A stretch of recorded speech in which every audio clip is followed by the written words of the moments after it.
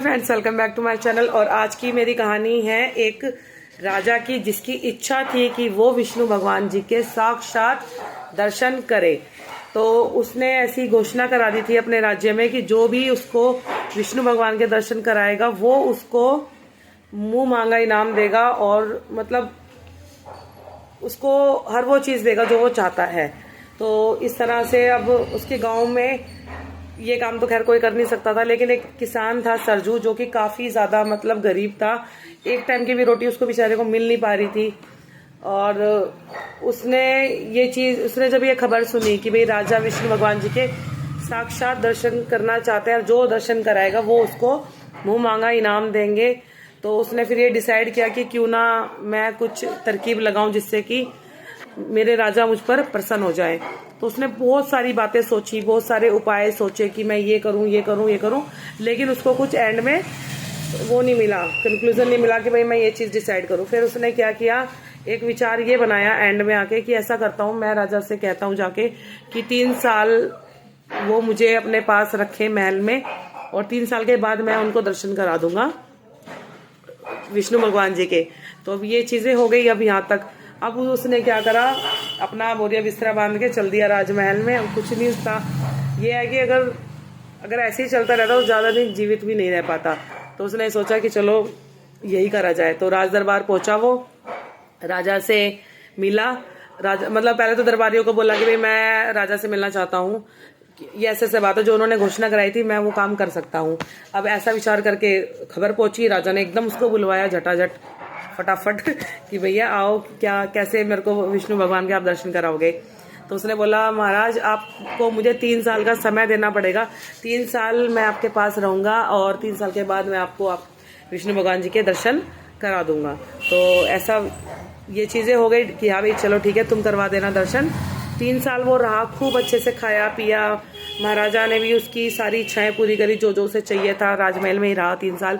अब भैया 2 साल निकल गए, तीसरा साल निकल ही गया, बस आखिरी एक दिन बचा था उसके पास कि कल का वो दिन है जब उसे विष्णु भगवान जी से राजा को मिलवाना है। अब क्या किया, अब वो रात को डर गया, उसको नींद नहीं आई। अब उसने सोचा मैंने 3 साल खूब अच्छे से जिए हैं, खूब खाया पिया, मतलब खूब तरह की मौज रही मेरी।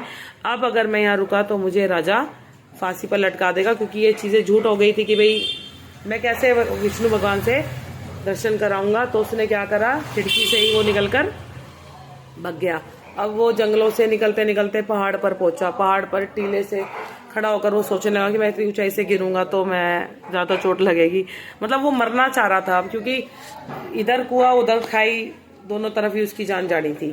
तो अब उसने क्या किया कि खाई ऊपर से देखा कि उसको डर लग गया। उसने कहा भैया नीचे उतर जाओ, कुछ और रास्ता देखते हैं मरने का, ये सही नहीं है, क्योंकि ऊंचाई से डर लगता था। वो उतरा, जंगल की तरफ गया, तो उसे एक बूढ़े बाबा मिले, अच्छे, ऐसे कोई साधु बाबा नहीं, नॉर्मल अच्छे वस्त्रों में एक बाबा मिले उससे। अब उसने क्या किया कि बाबा से नमस्ते करी, जय श्री राम। अब बाबा को बोला कि रोने लग गया वो। बाबा ने उसको बोला बेटा इस जंगल में तुम कर क्या रहे हो। तो उसने बोला बाबा ऐसे ऐसे बात है कि मैं राजा के पास, मैं गरीब था, कुछ भी मेरे पास सहारा नहीं था, ना जीविका का ना खाने पीने का, तो मैंने राजा से ऐसे ऐसे ये चीज़ कही है। राजा हमारे विष्णु भगवान जी के परम भक्त दर्शन करना चाहते हैं, मैंने इसी चीज़ का फायदा उठाकर उनको बहकाया और 3 साल तक मैं वहाँ रहा। लेकिन मैंने इस 3 साल में उनकी खूब मतलब विष्णु भगवान की खूब सेवा करी, तपस्या करी कि वो मेरे राजा को दर्शन दे दे, वो मेरे राजा को दर्शन दे दे। लेकिन उन्होंने मेरे राजा को दर्शन नहीं दिए हैं। और अब मुझे आज का वो दिन था जब विष्णु भगवान जी को उनको दर्शन देने थे, और मैं डर गया, इस वजह से मैं वहां से भाग आया। सारी कहानी आप बीती सुना दी। अब क्या था कि वो उन्होंने बोला कि ऐसा करो, मरने से कोई फायदा नहीं है, ठीक है, जो आपने गलती करी उस गलती की आप माफी मांगो, चलो मैं आपके साथ चलता हूँ। वो बूढ़े बाबा की बात मानकर, ना जाने उनमें क्या तेज था, जो सरजू किसान उनकी बात को टाल नहीं पाया और वो उनके साथ गया। और जैसे गया भाई, अब राजा वो आया गुस्सा। राजा कह रहे इसको धोखेबाज को पकड़ो और जेल में डालो, इसको सजा मिलेगी। अब ये सजा हमें डिसाइड करनी पड़ेगी इसको क्या सजा देनी है। तो भाई अब पीछे से उसने, बाबा कुछ नहीं बोले, बाबा उसके साथ थे, ठीक है। अब ये चीज हो गया। अब वहाँ 3-4 मंत्री बैठे थे। अब राजा ने एक एक मंत्री से पूछा भैया ये बताओ क्या सजा दी जाए इसको। तो पहले मंत्री ने बोला महाराज इसके टुकड़े कर करके इसको नगर में इसके टुकड़े फिकवा दो, जिससे कि लोगों को ये पता लग जाए कि धोखा देना कितना गलत है और क्या सजा है धोखे की।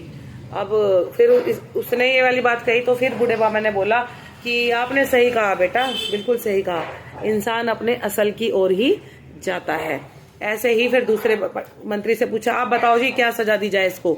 उसने बोला कि महाराज इसको खोलते हुए तेल में इसको तल दो, बस। फिर ये वाली बात बोली बूढ़े बाबा ने कि सही कहा बेटा आपने भी, हर इंसान अपने असल की तरफ जाता है। फिर अब तीसरे मंत्री से पूछा गया, तीसरे मंत्री से वही पूछा, भाई इसको बताओ क्या सजा दी जाए। अब उसने कहा कि महाराज इसने जो गलती करी है आप उसकी इसको माफी दो, क्योंकि गलत हो जाएगा, एक इंसान की हम जान ले लेंगे, तो इसको आप माफी दो और अपने ही राजमहल में रख लेते हैं हम इसे किसी काम के लिए, लेकिन इसे मारना उचित नहीं है। तो अब इस बात पे भी बोला बाबा कि बेटा बिल्कुल आपने सही कहा कि इंसान अपने असल की ओर ही जाता है। अब राजा ने ये चीज रियलाइज करी कि भैया ये 3 बार, मतलब जितनी बार भी मंत्री सलाह दे रहे हैं इसको सजा की, उतनी बार ये बाबा ऐसे बोल रहे हैं कि हर इंसान अपने असल की ओर जाता है। तो उसने क्या करा, फिर उसने उस बाबा से पूछा कि बाबा मैंने ये चीज ध्यान दिया है कि जितनी बार भी मेरे मंत्रियों ने सजेशन दिया है, सलाह दी है इसकी सजा की, आपने उतनी बार यही चीज बोली है कि हर इंसान अपने असल की ओर जाता है। इसका क्या रहस्य है, ये क्या मतलब निकलता है इस बात का कि हर इंसान असल की ओर ही जाता है। तब बाबा ने बोला कि बेटा इसका मतलब ये है कि इसने गलती करी है, ठीक है, ये अपनी गलती की माफी भी मांग रहा है कि भैया मुझसे गलती हो गई है, मुझे माफ कर दो। और जो आपके पहले मंत्री ने बोला कि इसके टुकड़े कर करके राज्य में फैला दो, इसका मतलब यह है कि ये एक कसाई के परिवार का है जिसका काम ही यही है कि लोगों को काटना और ये करना। दूसरे मंत्री ने बोला कि भैया इसको तल दो, इससे ये पता लगता है कि भैया ये जो आदमी है ये एक बावर्ची के परिवार से है जिसका काम ही यही है। तो जो जिस काम से है वो उस काम के प्रति ही सोचेगा और उसी के काम के प्रति वो अपने विचार भी प्रकट करेगा। और जो तीसरे हैं वो बहुत ही अच्छे विचारों के, इससे पता लगता है कि वो एक ब्राह्मण परिवार के हैं जिनके अंदर दया करुणा की भावना होती है। तो इससे ये पता लगता है कि ये सब अपने असल की ओर ही जा रहे हैं, कि जो इनका नेचर है, जो इनके परिवार में इन्होंने देखा है वही चीजें ये कर रहे हैं।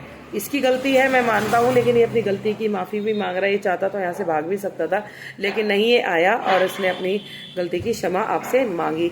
अब राजा हो गया थोड़ा सा कंफ्यूज। फिर राजा के मन में उसकी बूढ़े बाबा की बातें इतनी ज्यादा घूम गई कि उसने सोचा कि ऐसा करते हैं, आज रात की इसको माफी देते हैं, कल देखते हैं, कल सोचते हैं, कल डिसाइड करते हैं इसको क्या सजा देनी है। अब क्या था कि भैया सब अपने अपने घर चले गए, उसको कैद खाने में डाल दिया सरजू को। और 1 सेकंड के अंदर जब बाबा ने ये वाली बात बोली, 1 सेकंड के अंदर वो बाबा वहां से गायब हो गए। अब वो ये कहने लगा कि अरे अभी तो बाबा यहाँ खड़े थे, कहाँ गए, इतनी जल्दी कहाँ चले गए, अभी तो वो यहीं खड़े थे। जैसे राजा ने इधर उधर जैसे अपनी गर्दन घुमाई, ऐसे वो बाबा गायब हो गए। अब राजा को टेंशन हो गई। अब रात को सोए राजा जी, तो उनको सपने में विष्णु भगवान जी ने दर्शन दिए और उनसे कहा कि तुम इतने सालों से मेरी पूजा तपस्या कर रहे थे और आज जब मैं तुम्हारे सामने आया तो तुमने मेरा आदर सत्कार नहीं करा, ना ही मुझसे ठीक से बात करी। मतलब जितना तुम मेरे लिए तड़पे थे उतना तुमने मेरे साथ व्यवहार अच्छा नहीं करा। और मैं सिर्फ और सिर्फ तुम्हारे से मिलने इसीलिए आया था, तुम्हारे वो उस किसान की वजह से, किसान सरजू की वजह से।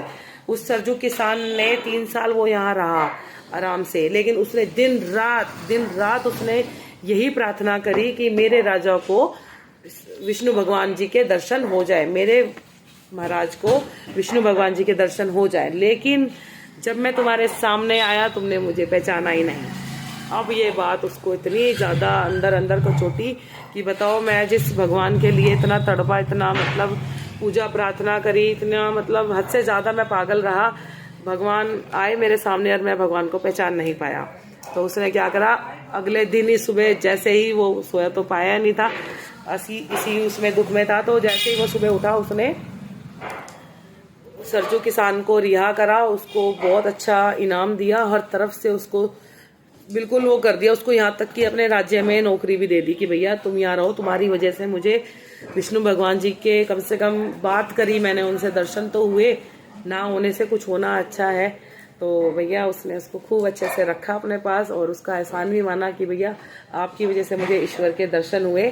सो ये बहुत प्यारी कहानी थी। थैंक यू सो मच की वॉचिंग माई थॉट्स और my videos and specially my stories. और जो 4-5 दिनों से जिन लोगों ने मुझे सब्सक्राइब किया है उनका बहुत बहुत बहुत धन्यवाद, because it's a really big deal for me and such में बहुत ज़्यादा धन्यवाद आप सबका मुझे सब्सक्राइब करने के लिए। और प्लीज़ मेरे चैनल को पसंद कीजिए। मैं बहुत अच्छे से कोशिश करती हूँ बोलने की। I am not belong to big rich family, so I am so normal. Thank you so much. जय श्री राम।